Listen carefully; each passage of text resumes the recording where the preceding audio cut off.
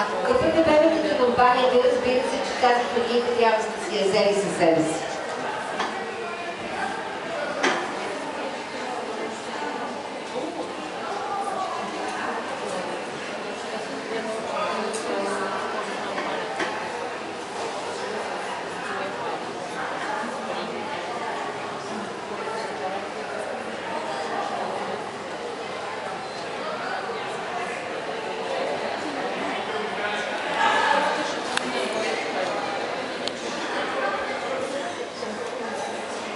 Модела на баничката. Това също е без значение. Каквато имате така. Ако е анатомична с градените шезлонги, добре. Ако е обикновена баничка, много добра работа ще ви върши, когато започнете да слагате бебето да лежи на банята, подобно шезлонги. Те всъщност цялата тази подготовка и всички тези издетинки при баничките анатомичните да държат главата на бебето назад.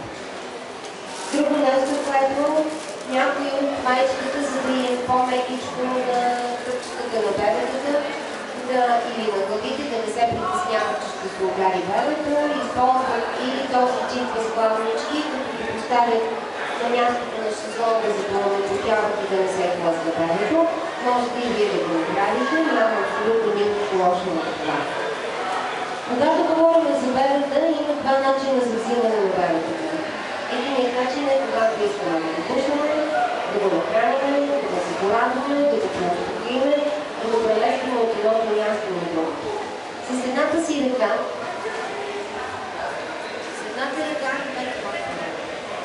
ръка придържате главата на бебето.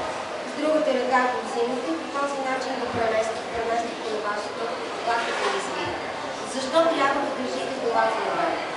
Ножниците държете, защото главата на бебето какво? Тя като на тия кученицата, дето ги бебето на количката, глатушката се налява надясно, а за това, защото тяхната обратна мускулатура все още не е достатъчно стабилна.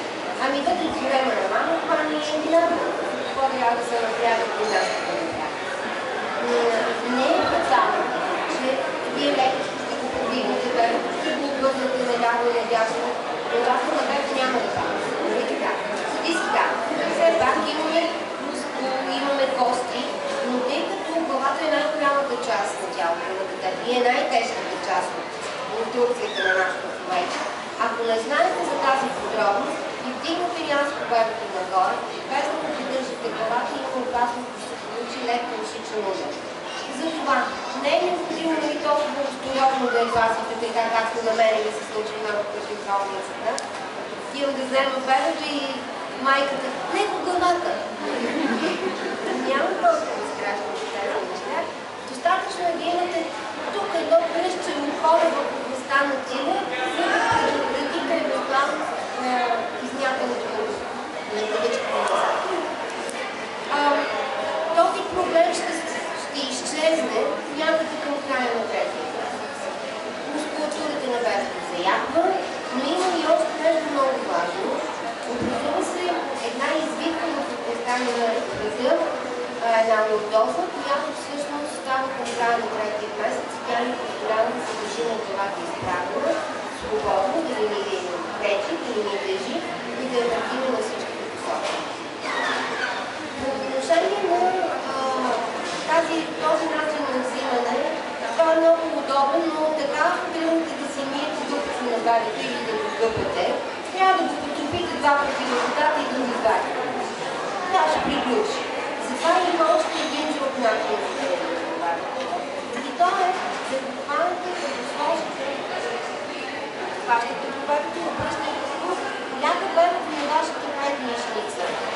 С едната си ръка държите ръчичката на бебето. С другата ръка сте хванали кръчето на бебето.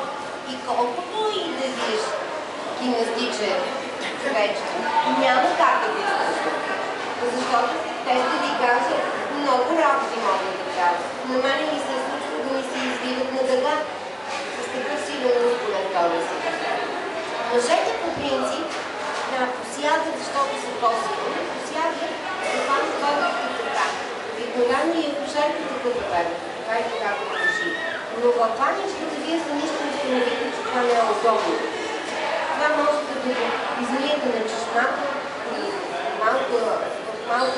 малко полици, но така да го държите през цялото време за купането, ще се установите и няма да е удобно. А и няма как да си коригирате височината на самата ръка. Затова научавате се по този начин. Сега, ако е 2500 или 3 кг бебето, може да го държите така, но остане на 4 кусур, малко трудна работа. Водата вече е готова, всичките неща, които са били необходими за гледането, са готови и започваме самото свещено действие. Къпането винаги започва от главата. Затова, защото няма цял ден се занимава с едно губе. И като влезе в баничките, става бебе и след има много пъти на дупето, сега аз се сеща, че това дете има глава. Ако бебето много се ранга, чистете го с мокрите кърпички и тогава го изкъсете. С ръката си дреждате от водичката, която е вътре във ванна. Сега количеството зависи от самата ванна. Когато започнете да поставяте бебето да се увеличат във ванна, ръкавичките на бебето трябва да се надват. То не трябва да бъде покрито като ние, както влизаме във ванната, само главата. Загребате си глава в баничката и хубаво поличката, хубаво главичката. С една или две капчици от шампуана или от гела, хубаво откривате да се полискате главата на бебето. Не се страхувайте. Това, защото ще опитвате разни дупчици, опитвате разни там линийки, ще разберете от колко се състои човешкия череп.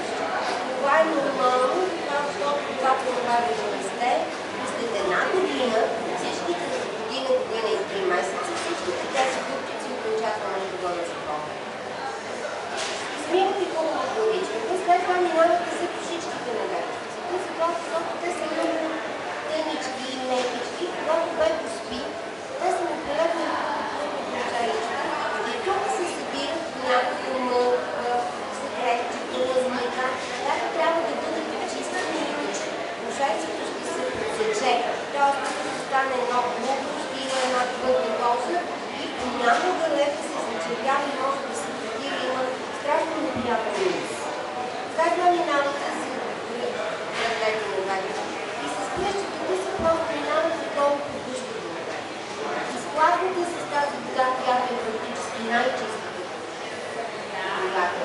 Хубаво да измиете, когато вече видите, че няма никаква пяна върху скалата, минавате с ръчичките из ръцете на бебето.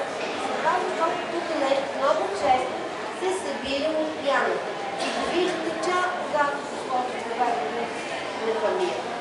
Оттам нататък минавате вече да гръбчето, като пак с една-две капчици на шампуанчето, минавате гръбчето, отдолу от гнишничките, ръчичката и отваряте задължително ръцете на бебето, защото те стоят с нити и умръчета. Много често тук се събират мърчета или между пръщчетата на бебето, което може да бъде за ръковичката, техните дрейки, за вашите дрейки, така че трябва да бъдете чисти. След това минавате на другата ръчичка, минавате гръбчета, докато на бебето, сладините на бебето. И когато бебето сте момиченце, тоалета задължително се прави от горе, да не подгърна дъвка, т.е. отпред назад. Затова, защото морето, влагалище и янус са много близки един до друг и ако правите тоалета на обратна посока, можете доволно да си носите или влагалището и морето и да си направите някакво разполение на вашето дете. Минавате след това. При момчетата няма това. Те имат друг. След това минавате ръчетата, докато не е паднало пъпчето, вашия туалет в обща линия е приключил. То толкова за 5 минути рано, 30 минути по готов. Няма как. Изплаквате се с тази чистата вода, която е горичката и когато вече сте приключили, поливате се с чистата вода, по този начин ще попадне вода абсолютно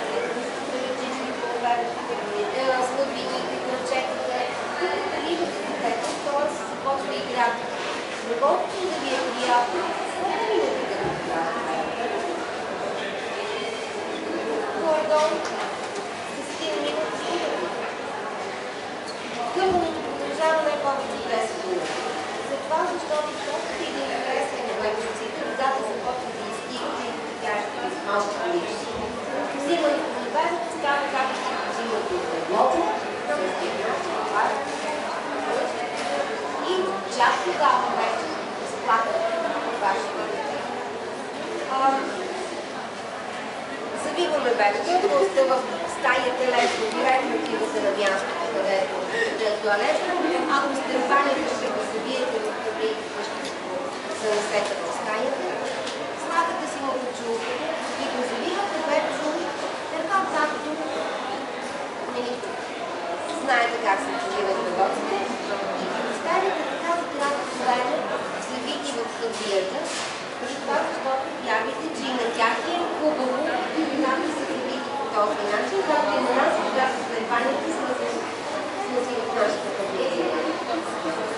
С търкане не се притеснявате за тази глава, за тези въпроси. С търкане можете спокойно да посушите само глава.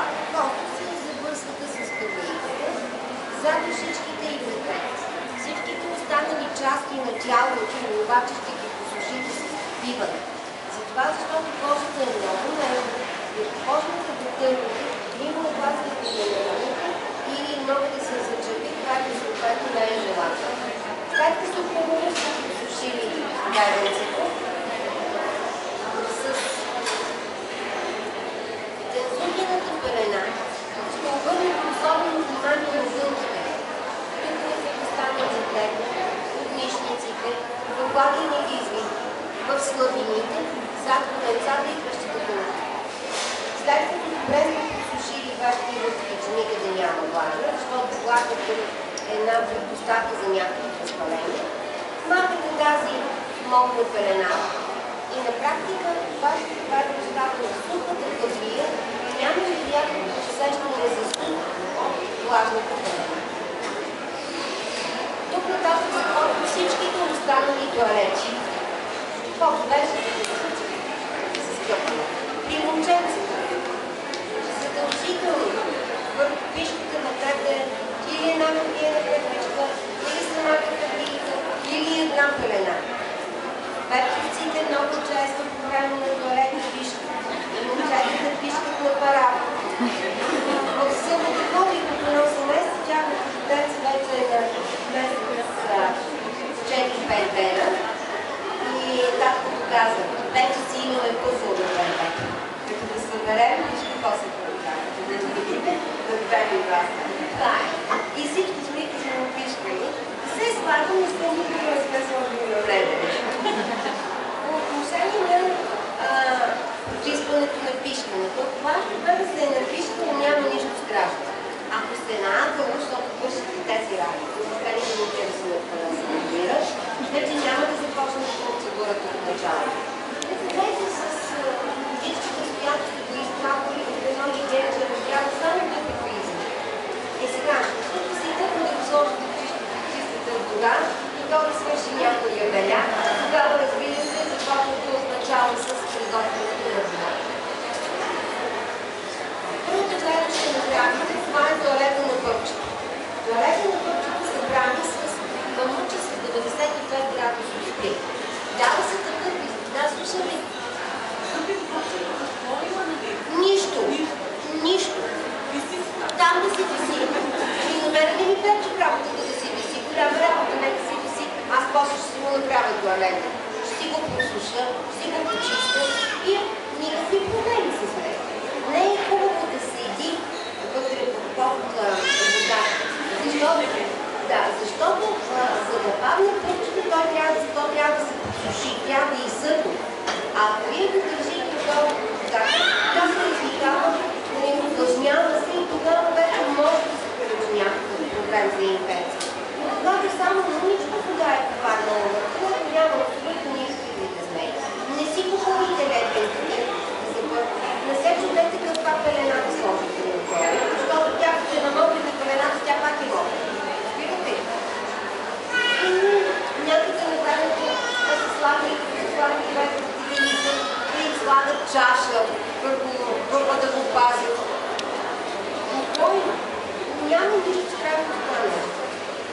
Славучето, което виждате си, защо се дава такъв висок процент спирт? Такъв висок градус. Затова, защото първо той е много леклив. И когато ще падне в околната на много бързо се изпарява. Няма опасност да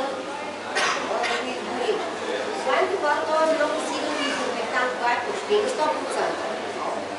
И ето което се получава с този стил, той много бързо разгражда на зраните, т.е. отсушава много. Сега, ако сложим, ще видиш сега колко бързо кожата става студена и суха. Изведнъж допирът ти е много, махнал ти е горния слой на мазнината на това. Затова този газ се използва само в неонатологията за това. Другите никъде 95 грама, където се използва химицина. Харно на 70. Почистване. Няма да тук лампичка да ви покажа, но мамите знаят какво. Създавате силни, както и стълчите, но около сантиметри и половина на самата кожа е поставена една щипка. Пластмаса. Това е лампа, която всъщност притиска кръвоносните съдове, за да не се получи кръвта. Нищо страшно няма, за да можете да почистите хубаво кръвчето от двете страни. Хващате си лампичката и си я придържате. Най-напред почиствате не с потупване, а почиствате с загърсване. Тук, където е основите, защото там се събират повечето от секретчетата, от коричките, които те трябва да бъдат премахнати. Забърсвате в едната чела отгоре, отивате си лампичките, за да си дадете възможност тук и от долната страна съответно да почиствате. Можете след това почистване да капнете една-две капчици върху самия път и самият спирт ще навлезе между кожата и пътната връх, там леко ще започне да я посушава. Пудричката, която ви се дава, тя се дава след банята да се сложи. Не я слагайте непрекъснато на съдържане, защото се получават едни корички, които след това доста трудничко се махат. Този туалет на първо, който сега ви казах, който сега го направите, се прави при всяка смяна на памперс, т.е. 7 пъти на ден и задължително след банята. Когато вие поддържате хигиената на пътчето по този начин, аз ви гарантирам, че нито ще имате зачервяване на пътя, нито ще имате някакъв друг проблем и най-важното, което е този път ще се удали по-бързо. След падането на пътчето, пак оставите няколко дена, 1-2 дена, като виждате, че има секретчета, пак ще правите туалет, но малко по по-различен начин. Когато падне пътя, той пада заедно с лампичка. Можете да го намерите в памперса, може да падне докато го преобличате, може да падне докато правите туалетно пътя, като се забърсвате изведнъж ви остава в ръцете и там не нямате и казвате, леле, нека го направите вече. Може да падне докато го кървите. Що не падне, значи му е дошло времето. Почистването става, когато много се спи, но по малко по-различен начин. Оставяте пълнучето там, където е пътчето.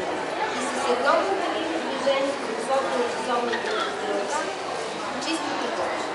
Ако има нужда отново, почистване взимате малко. И пак отново почиствате. По този начин въртеливи движения. Не правите майчета така. Свайте си това черпа въда. Да почнете да робите така вътре. Не робите с клечка за души. Защото това нещо можете някъде да го чуете като съвет. Даже и в книга. Много често, когато почистите един или два пъти, навътре в дълбочина, виждате нещо черно. И тъй като сме взети от манията за чистота, решавате, че по този начин това ще помага. Но тъй като не ви се отдава, тъй като всички сме гениални в това, взимате качка за уши и започвате да робите навътре за доматите. И може да предизвикате дървено. Затова, защото това са едни кръстички, които запечатват хубаво кръвоносните съдове и постепенно през следващите 2-3 дена те сами ще отпадат. Така че нямате притеснение, нямате нужда от такъв задълбочен туалет. Туалетът след падането се прави